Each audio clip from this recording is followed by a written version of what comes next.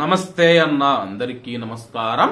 Kuwait దేశవ్యాప్తంగా మనం చూసుకుంటే ట్రాఫిక్ కొత్త కెమెరాలు ఏర్పాటు చేసిన విషయం అందరికీ తెలిసిందే. కువైట్ లోని ప్రజల భద్రత కోసం న్యూ జనరేషన్ ట్రాఫిక్ కెమెరాలు విప్లవాత్మక మార్పులు తీసుకొని వచ్చాయని చెప్పి అధికారులు తెలియజేశారు.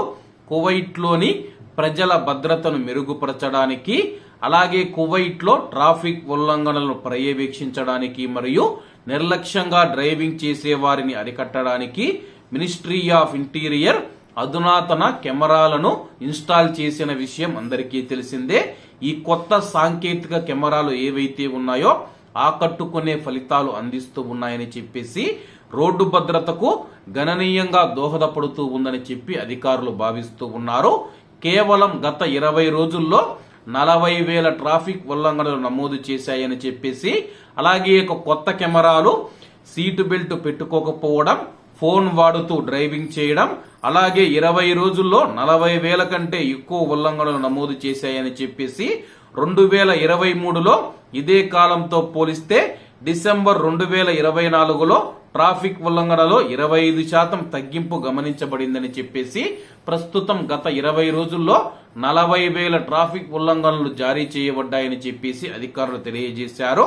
కువైట్ దేశవ్యాప్తంగా మొత్తం 1000 కెమెరాలు ఉన్నాయని చెప్పేసి, అందులో 252 ఏఐ కెమెరాలు ఉన్నట్లు అధికారులు తెలియజేశారు.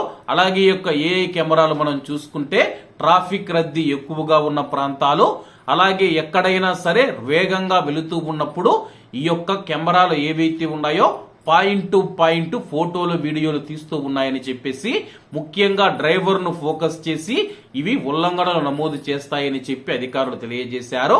కాబట్టి కువైట్ లో ఉన్న డ్రైవర్లు ఎవరైతే ఉన్నారో డ్రైవింగ్ చేసేటప్పుడు సీటు బెల్ట్ పెట్టుకోండి, అలాగే ఫోన్ మాట్లాడుతూ ఎట్టి పరిస్థితుల్లో డ్రైవింగ్ చేయకండి.